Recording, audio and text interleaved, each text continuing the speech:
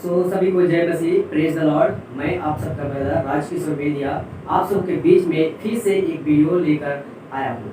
और ये जो विषय मैंने संडे को डाला था वो विषय मैंने कंप्लीट उस दिन नहीं करने पाया और मैं माफ़ी चाहूँगा, क्योंकि उस दिन सिस्टम में भी थोड़ा सा प्रॉब्लम हुआ था और वैसे और फिर लाइट भी कट चुका था और काफ़ी देर से लाइट कटा था। इस तरह से मैंने उस दिन लाइव में नहीं कर पाया और इस विषय को मैं आप सबों के बीच में प्रेजेंट नहीं कर पाया। सो कोई बात नहीं, हम इस विषय को मैं रिकॉर्डेड वीडियो आप सबों के लिए यूट्यूब हो या फेसबुक में दोनों पर अपलोड करने वाला हूँ और ज़रूर आप लोग इस विषय को देखिएगा और समझिएगा। और मैंने कुछ इस प्रकार पोस्ट डाला था, देखिएगा आप लोग।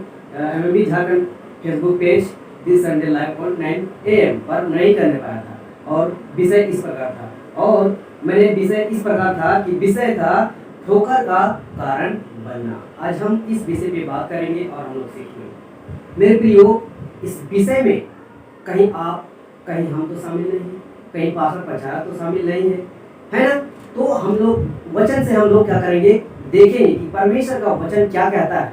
और परमेश्वर के वचन से अगर कहता है तो कहीं हम आप और लोग भी शामिल तो नहीं है। तो आइए हम आज का इस विषय पे मैं बताने जा रहा हूँ और वचन से हम लोग देखेंगे। मैं अपने तरीके से नहीं परंतु परमेश्वर के तरीके से, पवित्र आत्मा के अगुवाई से हम लोग क्या करेंगे, देखेंगे। तो सबसे पहले मैं आप सबों के बीच में वचन रखूंगा और सबसे पहले एक दो सवाल है, पहला दूसरा। और पहला सवाल है, विषय है ठोकर का कारण बनना। तो पहला सवाल है कैसे पहचाने और दूसरा सवाल है ठोकर का कारण कौन है।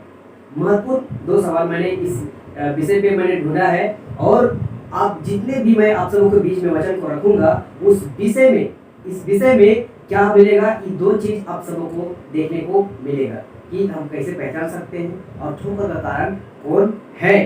तो आप लोग जरूर स्लाइड में भी देखिए।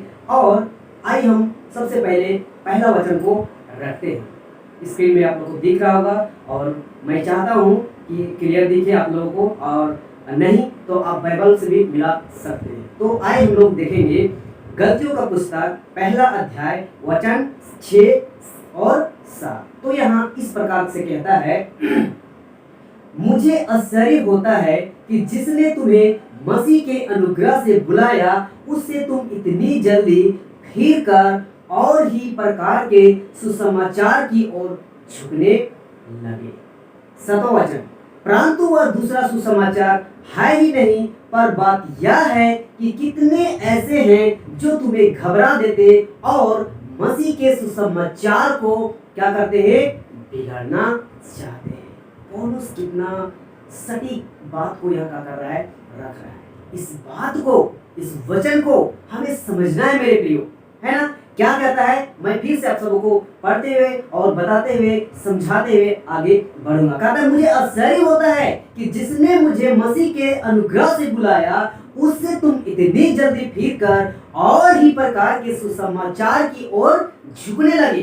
तो सवाल है और विषय है, विषय क्या है, ठोकर का कारण। और मैंने दो सवाल रखा था कि कैसे पहचाने और दूसरा था ठोकर का कारण कौन है। तो कहता है मुझे आश्चर्य होता है। क्यों आश्चर्य होता है कि प्रभु यीशु में हम सब जितने, चाहे एक विश्वासी हो, चाहे पास्टर हो, प्रचारक हो, सेवक हो, कितना बड़ा सेवक हो, हम किसकी अनुग्रह से बुलाए गए हैं, मसीह के अनुग्रह से बुलाए गए। हम, आप और जितने भी हैं अपने आप नहीं है मेरे प्रियो, हम सब किसके हैं, परमेश्वर के हैं और यीशु मसीह के अनुग्रह से ही बुलाए गए। सबसे पहला क्या होता है, विश्वास यीशु मसीह पर होता है। यीशु मसीह विश्वास, जब विश्वास बढ़ता है तो यीशु मसीह क्या करता है, हमें अनुग्रह करता है, दया करता है, प्रेम करता है और अपने पास बुलाता है। और जब फर्स्ट में जब विश्वास करते हैं और परमेश्वर जब प्यार करता है उस समय का बुल्लाहट कुछ और होता है। लेकिन इस वचन के अनुसार क्या होता है, बाद में जब एक पास्टर, एक प्रचारक, एक सेवक क्या करता है, पैदल चल चल के सुसमाचार सुनाता है, साइकिल में चला चला के सुसमाचार सुनाता है, लेकिन ज्यों ही उसका मिनिस्ट्री बढ़ जाता है, विश्वासी बढ़ जाता है, चर्च बड़ा हो जाता है, उसके चर्च में बहुत सारे लोग आने लगते हैं, तो उसका रवैया क्या हो जाता है, बदल जाता है। उसका बोलचाल की बातें बदल जाता है। उसकी वचन, जो परमेश्वर का वचन से बात करता है, ये वचन तक भी क्या हो जाता है मेरे प्रियो, बदल जाता है। तो इसीलिए यहाँ पे कहता है, मुझे आश्चर्य होता है कि जिसने तुम्हें मसीह के अनुग्रह से बुलाया, उससे तुम इतनी जल्दी फिर कर और ही प्रकार के सुसमाचार की ओर झुकने लगे, जो इस मसीह का है ही नहीं, इस मसीह का वचन से मैच करता ही नहीं, पहली कलीसिया की प्रेरितों से कुछ मैच करता ही नहीं है। वैसे वैसे सुसमाचार को, वैसे वैसे वचनों को क्या करते हैं, ट्विस्ट कर करके बदलने लगते हैं। मतलब जो चीज को, जो सही चीज है उसको छोड़कर क्या करते हैं, दूसरी ओर दूसरा सुसमाचार क्या करते हैं, बनाने लगते हैं। इसलिए कहता है कि इतनी जल्दी क्या होगे, फिरे और ही प्रकार के सुसमाचार की ओर झुकने लगे। आज कितने से लोग हैं जो मसीह के सुसमाचार की ओर को छोड़कर फिर कर दूसरी ओर क्या कर रहे हैं, झुक रहे हैं, है ना। और सब वचन कर रहा है, परंतु वह दूसरा सुसमाचार है ही नहीं। पर बात यह है कि कितने से है जो तुम्हें घबरा देते और मसीह के सुसमाचार को बिगाड़ना चाहते हैं। दूसरा में क्या आता है, परंतु वह दूसरा सुसमाचार है ही नहीं। इस मसीह एक है, हमें एक संस्था होना चाहिए, एक डिनोमिनेशन होना चाहिए। चलिए बात हम मान लेते हैं, अलग अलग संस्था है, कोई बात नहीं, लेकिन हमारा यीशु मसीह एक है। एक जैसा वचन होना चाहिए, पिता पुत्र पवित्र आत्मा की ओर से होना चाहिए, और हमें एक जैसी बातें, एक जैसे वचन, एक जैसी प्रचार होना चाहिए। लेकिन ऐसा नहीं है मेरे प्रियो, इसलिए कहता है दूसरा सुसमाचार है ही नहीं। अगर कोई कहीं सुसमाचार सुनते हैं, कोई कहीं प्रचार से अगर प्रचार सुनते हैं, तो उसको क्या करिए, समझिए कि कहीं वचन को ट्विस्ट करके नहीं तो बता रहा है, वचन से मैच कर रहा है कि नहीं कर रहा है। अगर नहीं मैच कर रहा है तो वो समझ लीजिए वो क्या कर रहा है, दूसरा सुसमाचार सुना रहा है। और यहाँ पुरुष कहता है दूसरा सुसमाचार है ही नहीं। फर्स्ट कलीसिया में जितने प्रेरित थे, जितने चेले थे, उन लोगों ने क्या किया, यीशु मसीह के वचनों को प्रचार किया, सुसमाचार को प्रचार किया। लेकिन मेरे प्रियो, आज यीशु के वचन को ले गए क्या कर रहे हैं, शैतान के काम को कर रहे हैं, शैतान के कामों को फैला रहे हैं, शैतान के कामों को बढ़ावा दे रहे हैं। और क्या गलत है क्या सही है, कुछ फर्क नहीं पड़ता है। लेकिन हमें होशियार कहाँ होना है, वचन में। अगर यदि आप और हम वचन में होशियार होते हैं तो कैसो पास्टर हो, हमें एक नजर में उसे क्या कर सकते हैं, पहचान सकते हैं कि वो सुसमाचार यीशु मसीह का प्रचार कर रहा है या कोई दूसरा सुसमाचार का प्रचार कर रहा है। तो हमें इस वचन के अनुसार समझना है। आगे और वचन है, और प्रेरितों का काम 15 अध्याय वचन 19-20 कहता है यहाँ 19 में, इसलिए मेरा विचार यह है कि अन्यजातियों में से जो लोग परमेश्वर की ओर फिरते हैं, हम उन्हें दुख ना दें। 20 परंतु उन्हें लिख भेजे कि वे मूर्तों की अशुद्धताओं और व्यभिचार और गला घोटे हुए वो के मांस से और लहू से परे रहे। कहता है 19 में, इसलिए मेरा विचार यह है, किसका विचार, पौलुस प्रेरित का विचार यह है कि अन्यजातियों में से जो लोग परमेश्वर की ओर फिरते हैं, हम उन्हें दुख ना दे। ये किसकी ओर से था, परमेश्वर की ओर से था, पवित्र आत्मा की ओर से। पौलुस प्रेरित क्या कर रहा है, लेटर लिख के बताता है, समझाता है मेरे प्रियो कि हम क्या करें, अन्यजातियों को और बोझ क्या करें, है ना। इसलिए मेरा विचार यह है कि अन्यजातियों में से जो लोग परमेश्वर की ओर फिरते हैं, हम उन्हें दुख ना दे, बोझ ना दे। हम सारे अन्यजाति आज क्या हो रहे हैं, परमेश्वर की ओर फिरते हैं, किस लिए कि हमें उद्धार मिलेगा, पापों से मुक्ति मिलेगा, बोझ से हल्का होंगे मेरे प्रियो। लेकिन परमेश्वर की ओर फिरते हैं, दास दासियों की ओर पीछे चलने लगते हैं, और उन्हें हम सब और कितने ऐसे पास्टर प्रचारक हैं जो उन्हें क्या करने लगते हैं, दुख देना शुरू करते हैं। कहाँ दुख देना शुरू करते हैं, बोलते हैं कि दशमांश देना ही होगा, संडे चर्च एकदम रेगुलर आना ही होगा, और प्रकार के दशमांश को, दान को, विभिन्न प्रकार को जोड़ते हैं और उन्हें क्या करते हैं, दुख देते हैं। और बात यह है, कहते हैं कि तुम्हें अगर चर्च आना है, व्हाइट कपड़ा पहन के ही आना है, सर ढक के ही आना है, और चूड़ी लाठी नहीं पहनना है, कनौसी नहीं पहनना है, लिपस्टिक नहीं लगाना है, एब्रो नहीं बनाना है, मेकअप नहीं करना है, विभिन्न प्रकार की बातों को क्या करते हैं, डालते हैं। पहना हुआ ओढ़ा हुआ मेकअप सेकअप की बातें, ये हमें परमेश्वर नहीं सिखाता है कि तुम क्या पहनो, क्या ओढ़ो, क्या मेकअप करो, ये कहीं नहीं बताता है। हाँ, लेकिन बशर्ते हमें खुद को ध्यान रखना है, कहीं हम, कहीं आप, कहीं और सारे लोग दूसरों के ठोकर का कारण ना बने। कैसे, हमें पहना हुआ ओढ़ा हुआ ओढ़ना है, लेकिन अपने हिसाब से कहीं गलत सलत कपड़े तो नहीं पहन रहे, कहीं ज्यादा मेकअप तो नहीं कर रहे, ओवर स्मार्ट मेकअप करके हमें किसको दिखाना है मेरे प्रियो? अगर जितना अधिक यीशु मसीह को अच्छाई सच्चाई और दिखाओगे तुम्हें स्वर्ग में जगह मिलेगा। लेकिन इस संसार में आप कितना मेकअप करो, कितना पहनावा ओढ़ावा अच्छे से पहनो, वो फायदा नहीं है। तो मैं एक विश्वास करता हूँ कि दुख हमें देना किसी को नहीं है, लेकिन पहनावा ओढ़ावा पे हमें अपने में ध्यान रखना है, अपने बेटे बेटियों पे ध्यान रखना है, अपने भाई बहनों पे ध्यान रखना है कि कैसी पहन रहा है, कितना मेकअप कर रहा है। आज हम जानते हैं कि बहुत सारे मेकअप आए हैं और बहुतों ने मेकअप करते हैं और पता नहीं चलता कि कौन क्रिश्चियन है कौन क्या है ना। आप लोगों के हिसाब से हमें क्रिश्चियन के धर्म से कोई लेना देना नहीं है, हम सब क्रिश्चियन के धर्म के लोग नहीं है। हमें सिर्फ अपने मन को बदलना है, मन को चेंज करना है और पवित्रता में सच्चाई में चलना है मेरे प्रियो। तो पौलुस कहता है कि अन्य जातियों में से जो लोग परमेश्वर की ओर फिरते हैं उन्हें दुख ना दे। हमें दबा के नहीं रखना है, उसको बांध के नहीं रखना है कि तुम्हें दसवां देना ही होगा, लेकिन आज ऐसा चल रहा है। तो आप समझिए, जो लोग ऐसा करते हैं और बोलते हैं कि सिर्फ मुझसे ही प्रार्थना करवाना होगा, किसी और को नहीं प्रार्थना करना होगा, कहीं दूसरे मीटिंग में नहीं जाना होगा, कहीं दूसरे ऑनलाइन पिक्चर को नहीं सुनना होगा, ये वो अगर करते हैं तो सोचो आपको दबा रहे, आपको दुख दे रहे और वो क्या हो रहे हैं, खुद को ठोकर का कारण बन रहे मेरे प्रियो। और 20 का परंतु उन्हें लिख भेजे कि मूर्तों की अशुद्धताओं और व्यभिचार से, गला घोटे हुए उनके मांस से और लहू से क्या करे, हमें अनजातियों को बस बताना है मेरे प्रियो कि हमें पवित्रता में चलना है, सच्चाई में चलना है, प्रेम से रहना है और मूर्ति पूजा से बचा रहना है, व्यभिचार से बचा रहना है ना, वैसे घमंड से बचा रहना है, हमें इन सबों से बचाना है। लेकिन आज के पास्टर पाचार सेवक लोग क्या कर रहे हैं, कितने लड़का लड़की गर्लफ्रेंड बॉयफ्रेंड कर रहे हैं, लेकिन उनको ऐसा समझाने वाला नहीं है ना। मूर्ति पूजा खुद कर रहे हैं और विश्वासी लोग भी कर रहे हैं, लेकिन उसको भी पता नहीं और अगला को भी पता नहीं, जिससे क्या हो जा रहे हैं, लोग स्वर्ग से भटक सकते हैं। मूर्ति पूजा कहाँ, आप पास्टर को प्रणाम करते हैं एक पिता, अपने पिता के रूप में, तो आप गलत हैं, आप मूर्ति पूजा कर रहे हैं। क्रूस पहन रहे हैं, क्रूस की पूजा कर रहे हैं, चर्च में जाके ऐसे करते हैं, अगर वो कर रहे हैं आप मूर्ति पूजा कर रहे हैं। किसी क्रूस में, किसी चर्च में, किसी पास्टर में परमेश्वर नहीं है, यीशु मसीह नहीं है ना, नहीं है। आपको इस बात को क्या करना होगा, समझना होगा।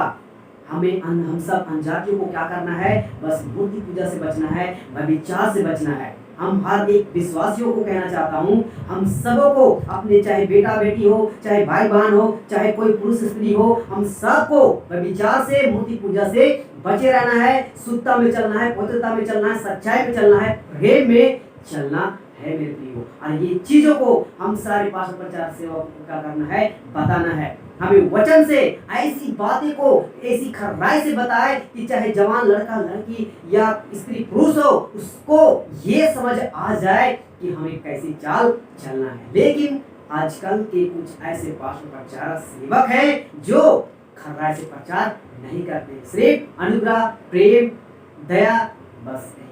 और इसी के चलते आज का मसीहत जो है बिगड़ चुका है मेरे। आगे वचन को रखेंगे, प्रेरितों का काम 15 अध्याय वचन 24 का आता है, हमने सुना है कि हम में से कितनों ने वहां जाकर तुम्हें अपनी बातों से घबरा दिया और तुम्हारे मन उलट दिए हैं, परंतु हमने उनको आज्ञा नहीं दी थी। इस कब का बात है, फर्स्ट सेंचुरी की कलीसिया के समय की बातें हैं। उस समय भी गड़बड़ियां थी, आज भी गड़बड़ियां है। ये वचन उसमें भी फिट बैठता है, ये वचन आज भी फिट बैठ रहा है। क्यों? क्योंकि आज भी ऐसा है, जो परमेश्वर की आज्ञा है, यीशु मसीह की आज्ञा है, लेकिन वो जो आज्ञा दिया है उस आज्ञा को नहीं मान रहे हैं, परंतु जो मनुष्य की आज्ञा है, जो मनुष्यों को सिद्धांत बनाया गया है, उस आज्ञा को क्या कर रहे हैं, मान रहे हैं। इसीलिए पौलुस प्रेरित कहता है, हमने सुना है कि हम में से कितनों ने वहां जाकर तुम्हें अपनी बातों से घबरा दिया है। आज घबरा दे रहे मेरे प्रियो बहुत सारे लोगों को, और कहता है और तुम्हारे मन उलट दिए हैं, परंतु हमने उनको आज्ञा नहीं दी है। नया नियम में दान दशवांश की जिक्र कहीं भी नहीं किया है, कहीं भी नहीं बोला है कि दशवांश 10 हिस्सा देना ही होगा। दान जरूर रखा है ना, दान की बातें रखा है। कहता है कि प्रेम से, हर्ष से, देने वाले से परमेश्वर क्या रहता है, खुश रहता है। लेकिन कुछ पास प्रचारक हैं जो क्या कर रहे हैं, पुराने नियम के कॉन्सेप्ट को, है ना, यहूदी फासियों की कॉन्सेप्ट को उठा के आज हम सारे जातियों को क्या कर रहे हैं, थोप रहे हैं। बोलते हैं कि यही परमेश्वर की आज्ञा है, अगर नहीं दोगे तो श्राप लगेगा। लेकिन ये बातें नहीं है। साफ यहाँ कहता है, हमने सुना है कि हम में से कितनों ने वहां जाकर तुम्हें अपनी बातों से घबरा दिया और तुम्हारे मन उलट दिए हैं, परंतु हमने उनको आज्ञा नहीं दी थी। आज नए नियम की जितने भी वचन है, उन वचनों में से जो भी आज्ञा है, जो चीज परमेश्वर ने आज्ञा दिया है कि यह करो, वो आज्ञा को नहीं कर रहे हैं, ना सिखा रहे हैं, ना खुद कर रहे हैं। लेकिन जो आज्ञा नहीं दी है, उस आज्ञा को बोलते हैं यही करना है, ऐसा करना है, ऐसा चलना है, मेरी संस्था में आओगे आपको ऐसा करना होगा। तो सोचिए ये लोग क्या हो रहे हैं, ठोकर का कारण बन रहे हैं। तो हमें ऐसे लोगों को पहचानना होगा कि ठोकर का कारण कौन है। आगे वचन कहता है, मत्ती का पुस्तक 13 अध्याय वचन 22 कहता है, 22 जो झाड़ियों में बोया गया या वह है जो वचन को सुनता है पर इस संसार की चिंता और धन का धोखा वचन को दबाता है और वह फल नहीं लाता। आज प्रचार सेवक क्या कर रहे हैं, फल का मतलब विश्वासियों को बपतिस्मा देते के सिर्फ अपने चर्च में इकट्ठा करके, बहुत बड़ा भीड़ इकट्ठा करके दान दसवांश वसूलना नहीं है।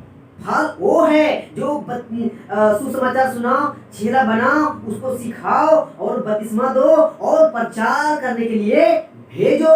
और जहां सुसमाचार नहीं है, फैला रहा है, वहां जाके बताने के लिए आज्ञा दो। जहां चर्च नहीं है वहां चर्च खड़ा करो। यही परमेश्वर के लिए का है फल है, यही तुम्हारा फल है, यही हम सबका फल है। हमें एक जगह इकट्ठा होके, सिर्फ हम सब को विश्वासी इकट्ठा होके खूब गाना गा के, नाच के, डांस करके, मस्ती करके और कहेंगे कि परमेश्वर का सेवा कर रहे हैं, परमेश्वर का फल ला रहे हैं, तो ये परमेश्वर का फल नहीं है। इस फल से हम सबको आपको कुछ मिलने वाला नहीं है। 20 साल, 30 साल, 40 साल, 50 साल पूरा उम्र गुजार देते हैं चर्च में सेवा कर करके, लेकिन प्रचारकों को तैयार कर करके, युवाओं को तैयार कर करके नहीं भेजते हैं। बहुत कम भेजते हैं मेरे प्रियो। 100 में 1%, 2% ही सेवा के लिए बाहर निकालते हैं। और ऐसे युवक हैं जो प्रचार की ओर भी मन लगाते नहीं है। और इसका रीजन ये है, खराई से प्रचार करते नहीं है। इसीलिए लोग क्या हो रहे हैं, प्रेरित नहीं हो रहे। दूसरी कामों में, पढ़ाई में, लिखाई में, डॉक्टर में, इंजीनियरिंग में, साइंटिफिक में, बहुत सारों में मन बहुत लगाते हैं युवा युवती माने लड़का लड़की, लेकिन परमेश्वर के वचनों को की ओर मन नहीं लगाते हैं। और इसका ये रीजन आप हम सब है, पास्टर प्रचारक सेवक लोग हैं जो ऐसे नहीं सिखाते हैं, खराई से नहीं सिखाते हैं लोग। तो हमें ऐसा ना करें, नहीं तो हम आप और जितने पास्टर प्रचारक सेवक लोग हैं का कारण बन सकते हैं, बन सकते हैं। तो हमें ऐसा, हमें क्या करना है, आप मिनिस्ट्री चला रहे हैं अच्छी बात है, चर्च चला रहे हैं अच्छी बात है, लेकिन ऐसा प्रचार करो कि आज के जवान लड़का लड़की परमेश्वर के वचन की ओर मन लगाए, ध्यान लगाए और परमेश्वर की सुसमाचार की ओर मन लगा के एक प्रचारक बनने के लिए तैयार होने पाए। मैं पढ़ने लिखने की बातें नहीं कर रहा हूँ, मैं मना नहीं कर रहा हूँ, नौकरी बिजनेस की बातें मैं मना नहीं कर रहा हूँ, डॉक्टर इंजीनियर की बातें नहीं करना, ये मैं नहीं कर रहा हूँ। सब कुछ करना है, जीने खाने के लिए हमें नौकरी करना है, बिजनेस करना है, कुछ भी करना है, लेकिन हमारा सबसे पहला काम क्या है, परमेश्वर का सुसमाचार को सुनाना है ना, सुनाना। विश्वासी क्यों बने, बपतिस्मा क्यों लिए, परमभोज क्यों लेते हैं, सिर्फ अपनी नौकरी करके अपना जीवन, अपना लाइफ स्टाइल जीने के लिए नहीं मिलती। ये गलत है ना, गलत है। आगे वचन फिर मैं रखूंगा, मत्ती का पुस्तक 18 अध्याय वचन 7 कहता है, ठोकरों के कारण संसार पर है, ठोकरों का लगना अवश्य है, पर है उस मनुष्य पर जिसके द्वारा ठोकर लगती है। कहता है ठोकरों के कारण संसार पर है। अगर हम ठोकर का कारण है तो कहता है मतलब श्राप लगे, आग लगे, ठोस लगे, घाय का मतलब। लेकिन कहता है आगे, ठोकरों का लगना अवश्य है। यहाँ 3 बातें हैं मेरे प्रियो, ध्यान दीजिएगा। पहला कहता है ठोकरों के कारण संसार पर है, पहला। दूसरा, ठोकरों का लगना अवश्य है। तीसरा, पर हाय उस पर मनुष्य पर जिसके द्वारा ठोकर लगती है। कहता कहता है, मैं दूसरा पे जाऊंगा, ठोकरों का लगना अवश्य है। क्यों? अगर हम ऐसी जीवन जी रहे हैं, ऐसे जीवन शैली जी रहे हैं, तो हमको ठोकर जरूर लगना चाहिए। अगर ठोकर नहीं लगेगा तो हम सुधरेंगे कैसे? इसीलिए कहता है ठोकरों का लगना अवश्य है ना। युद्धि फांसी अभी रखूंगा कैसे वो लोग समझे, है ना। लेकिन आगे कहता है, पर हाय उस मनुष्य पर जिसके द्वारा ठोकर लगती है। ठोकर का लगना अच्छी बात है। अगर ठोकर लगती है, आप और हम और लोग अगर सुधरते हैं, अच्छी बात है। अगर ठोकर लग के सुधर रहे, परमेश्वर के लिए अच्छी बात है ना, हमारे लिए भी अच्छी बात है ना। अगर हम ठोकर लग के खुद को जीवन बदल रहे हैं, सच्चाई में चल रहे हैं, पवित्रता में चल रहे हैं, है ना। अगर हम या आप या और सब अगर गलत लाइन में है, गलत संगति में है, गलत रूट में जा रहे हैं, और अगर हम ऐसी बातें कोई बोल रहा है और हमको दुख लग रहा है, ठोकर लग रहा है, और वहां से मन फिरा के परमेश्वर के यीशु मसीह के पीछे अगर चल रहे हैं, ये अच्छी बात है ना, अच्छी बात है। इसीलिए कहता है ठोकरों का लगना अवश्य है। लेकिन कहता है, पर हाय उस मनुष्य पर जिसके द्वारा ठोकर लगती है। कहीं आप हम किसी दूसरे का ठोकर का कारण तो बन नहीं रहे, आज बन रहे हैं। कितने 550 सेवक लोग बन रहे हैं मेरे प्रियो, ठोकर का कारण।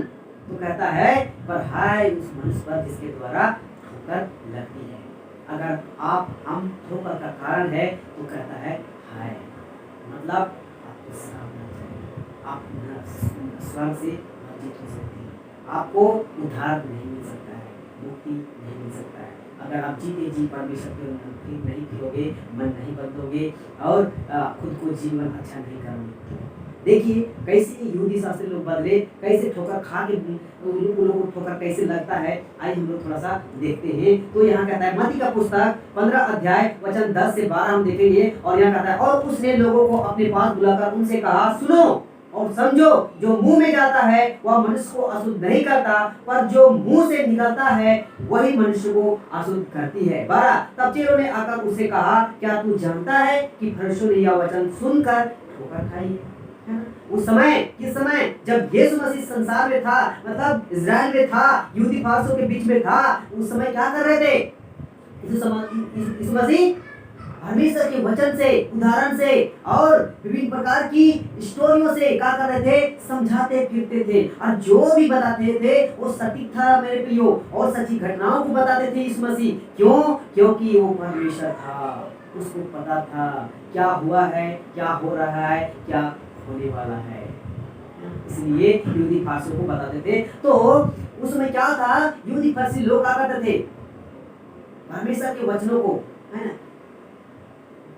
कुछ मानते थे, कुछ नहीं भी मानते थे, है ना। तो कहता उस समय क्या था कि कुछ आगे अगर हम पढ़ेंगे तो पता चलता है कि परमेश्वर के चेलों ने, यीशु मसीह के चेलों ने क्या करते थे? बिना हाथ धोए भोजन को करते थे। तो यहूदी फरीसी लोग पूछते थे कि आपके चेलों तो क्या करते हैं? बिना हाथ धोए खाते हैं, ऐसा करते हैं। तो उसी समय यीशु मसीह कहता है कि उसने लोगों को अपने पास बुलाकर उनसे कहा, सुनो और समझो, जो मुंह में जाता है वह मनुष्य को अशुद्ध नहीं करता, पर जो मुंह से निकलता है वही मनुष्य को अशुद्ध करता है।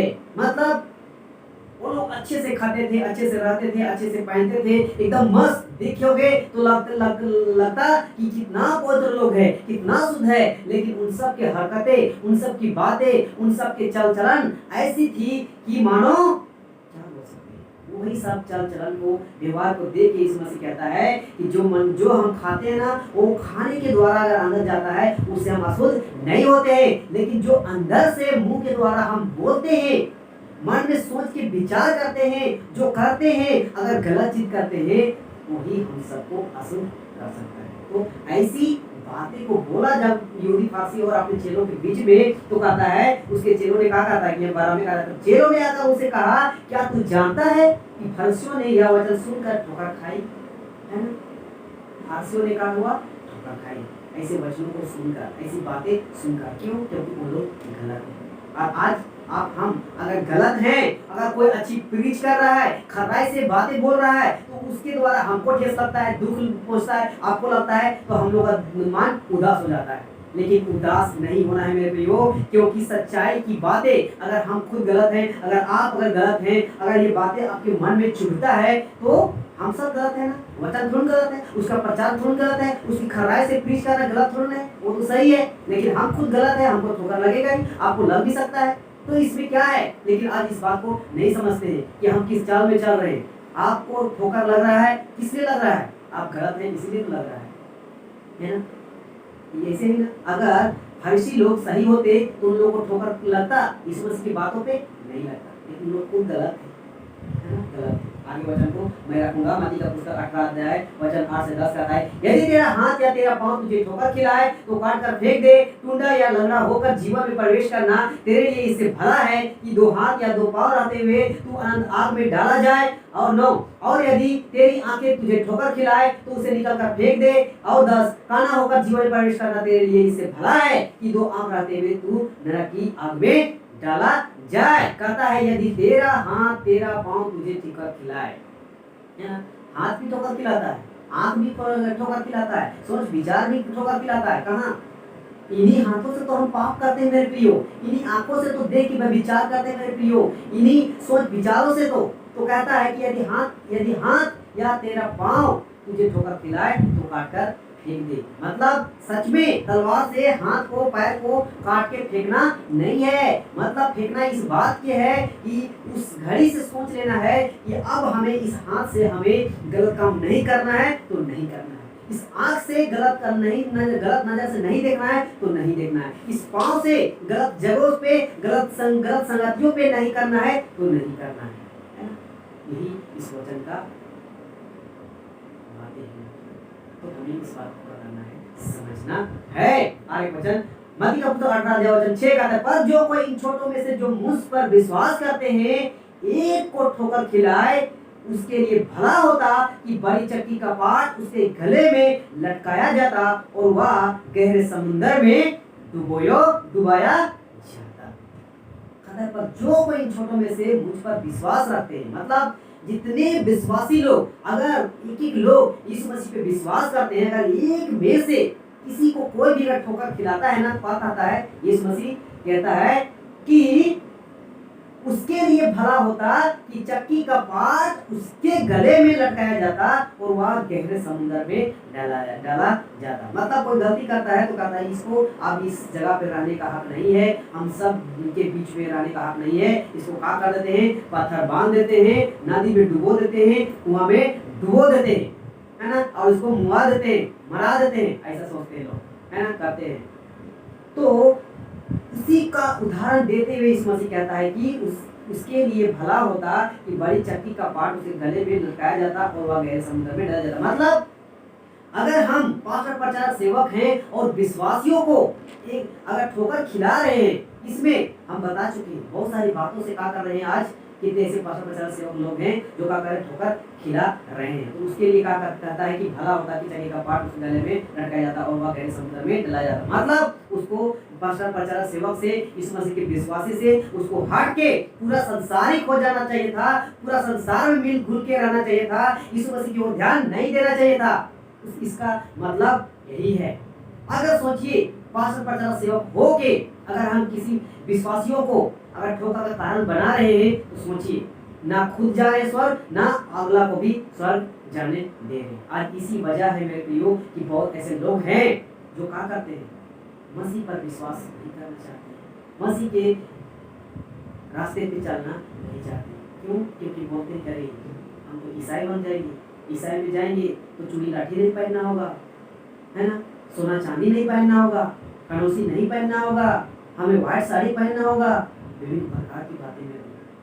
इसी वजह है कि बहुत ऐसे लोग हैं जो नंधाई हो गए और बहुत ऐसे लोग हैं जो विश्वास करना ही नहीं चाहते हैं, है ना, करना ही नहीं चाहते। क्यों? क्योंकि कुछ ऐसे पास्टर सेवक हैं जो ठोकर का कारण बने हुए हैं और उसके लिए इस मसीह कहता है कि उसको तो पास्टर प्रचारक होना ही नहीं चाहिए, विश्वासी होना ही नहीं चाहिए, यीशु मसीह का काम करना ही नहीं चाहिए, उसको पूरा संसारिक हो जाना चाहिए और उसको मौज मस्ती करना चाहिए। इसका मतलब ये है नहीं।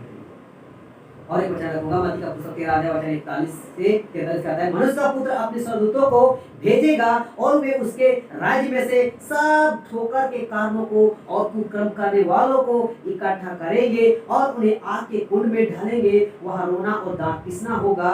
उस समय धर्मी अपने पिता के राज्य में सूर्य की नहीं चमकेंगे, जिसके कान हो वह सुन ले।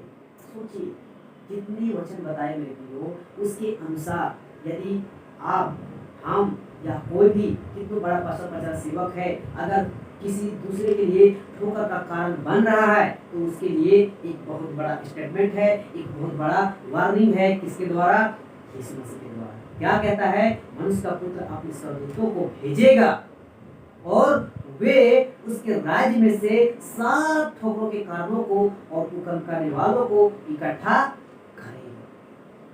जितने लोग आज ठोकर का कारण बन रहे हैं, उनको बोल रहे हैं ना कि हम मसीह का काम कर रहे हैं, यीशु मसीह का काम कर रहे हैं, परमेश्वर का काम कर रहे हैं, और उन्हें पता नहीं है कि हम ठोकर का कारण बन रहे हैं। वो लोग पैसों के लालची हो गए हैं, पैसों के पीछे भाग रहे हैं, अपनी लाइफ स्टाइल के पीछे भाग रहे हैं, आईसी का जिंदगी जीने के पीछे भाग रहे हैं और खुद को बोलते हैं कि हम पास्टर हैं, हम प्रचारक हैं, सेवक हैं। कितने ऐसे लोग हैं जो पैसे के लिए सिर्फ सेवा कर रहे हैं मेरे प्रियो। अगर बात कहा जाए उन सबों को, अगर पैसा रोक दिया जाए, मंथली सपोर्ट रोक दिया जाए, तो ऐसे लोग भी हैं जो यीशु मसीह को ही छोड़ देंगे। ऐसे लोग हैं, ऐसे लोग सेवक लोग हैं, वो खुद से मेहनत करना नहीं चाहते हैं, सिर्फ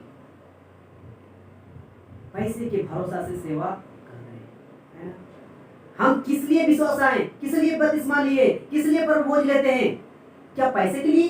पैसे के लिए काम करने के लिए परमोज लेते हैं? पैसे के लिए काम करने के लिए हम बपतिस्मा लिए? नहीं, ये गलत है। आप अगर बपतिस्मा को, परमोज को, अगर कॉन्सेप्ट को पढ़ोगे, समझोगे ना, आपकी आंखें खुल जाएगी। लेकिन बहुत आसान है समझना, लेकिन आजकल के पास प्रचारक लोग पैसा के लालची की वजह से क्या हो गए, ऐसी बातों को रखना ही नहीं चाहते हैं, समझाना ही नहीं चाहते हैं और ना खुद समझना चाहते हैं। क्यों? क्योंकि उसका दुकान बंद हो जाएगा ना, इसीलिए। तो सोचिए, अगर जितने लोग कहता है सब ठोकरों के कारण, यहाँ एक के बारे में नहीं बोल रहा है, या अगर ठोकर का कारण नहीं होता तो ऐसा नहीं बोलता। उस समय की बातें भी, यहूदी फरसी के समय में, इजरायलियों के समय में, जब यीशु मसीह थे उस बीच में, उस समय के लोग भी ठोकर कारण थे, आज भी है। अगर आज भी जितने ठोकर के कारण बने हैं तो उनके लिए क्या है? एक वार्निंग है। कहता है कि स्वर्गदूत को भेजेगा, इकट्ठा करेगा, सब ठोकर के कारणों को और कुकर्म करने वालों को क्या करेगा? इकट्ठा करेगा। क्या करेगा? उन्हें आग के कुंड में डालेंगे, वहां रोना दांत पीसना होगा। उस समय धर्मी अपने पिता के राज्य में चमकेंगे, जिसके काम हुआ सुनने। जो लोग ठोकर कारण है मेरे प्रियो, अगर हम भी कहीं ठोकर कारण है, हम भी जा सकते हैं, लेकिन मैं अपने तरीके से परमेश्वर के वचनों को लेकर मैं चाहता हूं, और मैं नहीं चाहता हूं कि ठोकर का कारण हम बने, और मैं ये भी नहीं चाहता कि आप भी ठोकर का कारण बने। मैं इन सारे वचनों को रख के और समझाने का मकसद यही था कि आप चाहे पास्टर हो, प्रचारक हो, सेवक हो, विश्वासी हो, 10 साल का, 20 साल का, 5 साल का, 2 साल का, कितनों दिन का हो, आप ठोकर का कारण ना बने। क्यों? क्योंकि वचन के अनुसार यहाँ कहता है सब ठोकरों का किया जाएगा उस आग के कुंड में, मतलब नरक में डालेंगे, जहाँ रोना और पिसना होगा। लेकिन कहता है यहाँ, उस समय धर्मी अपने पिता के राज्य में सूर्य के नहीं चमकेंगे, जिसके कान होगा सुन ले। धर्मी बनना है मेरे को, नाम धराए नहीं बनना है, सिर्फ क्रिश्चियन नहीं बनना है। क्रिश्चियन तो यहूदी फारसियों का धर्म है, हमें उससे लेना देना नहीं है। हमने, यीशु मसीह ने अनजातियों को बुलाया है पाप से बचाने के लिए, उद्धार पाने के लिए, स्वर्ग पे प्रवेश करने के लिए। हमें किसी का धर्म से मतलब नहीं है ना? नहीं है। तो आज का विषय मैं यहीं पे समाप्त करता हूँ, और मैंने इन सारी वचनों को आप सबों के बीच में रखा था और समझाने की कोशिश कर रहा था कि आप और हम ठोकर कारण ना बने, है ना? तो जो आज का विषय था कि ठोकर का कारण, तो और इनके बीच में 2 सवाल मैंने रखा था कि कैसे पहचाने ठोकर का कारण कौन है। तो आप इन सारे वचनों से आप समझ गए होंगे कि ठोकर का कारण कौन है, कैसे पहचाने। और अगर इन वचनों को समझ के अगर आप भी हैं ठोकर का कारण, तो आप संभलिए, इस बात को समझिए और उससे बाहर निकालिए और धर्म का काम कीजिए, पवित्रता का काम कीजिए, सच्चाई का काम कीजिए मेरे प्रियो, है ना।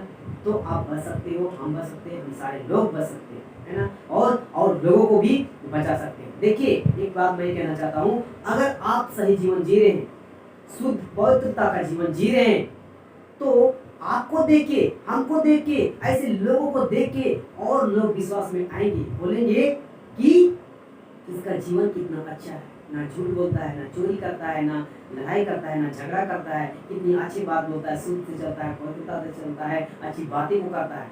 तो सुन के और लोग नहीं आएंगे, आपकी बातों को सुन के नहीं आएंगे, आपके चल चलन को देख के नहीं आएंगे। तो अगर ऐसे लोग आपको देख के अगर विश्वास करेंगे, आपके बातों से विश्वास करेंगे, तो परमेश्वर कितना खुश हो और खुश होता भी है ना। लेकिन अगर हम उसका अपोजिट काम करें, ठोकर काम करें, तो परमेश्वर तो कितना दुखी होता है। और जब परमेश्वर को दुख होगा और नहीं आप समझोगे, तो परमेश्वर अवश्य है कि आपको छोड़ेगा नहीं, हमको भी छोड़ेगा नहीं। चाहे कोई स्वर्गदूत को छोड़ा ही नहीं, तो हमको और आपको क्यों छोड़ेगा, है ना, नहीं छोड़ सकता है। तो इस बात को समझिए। तो जो ये संडे का विषय था, मैंने संडे को नहीं कर पाया था, उसके लिए मैं इस विषय को आप लोगों के लिए वीडियो शूट करके यूट्यूब और फेसबुक को मैं डालना चाह रहा हूँ। और इस बात को समझिए और दूसरों तक शेयर कीजिए, ताकि इस बात को समझे लोग और भाषा प्रचार सेवक लोग इससे बाहर आए। सो जय मसीह, praise the Lord, God bless you.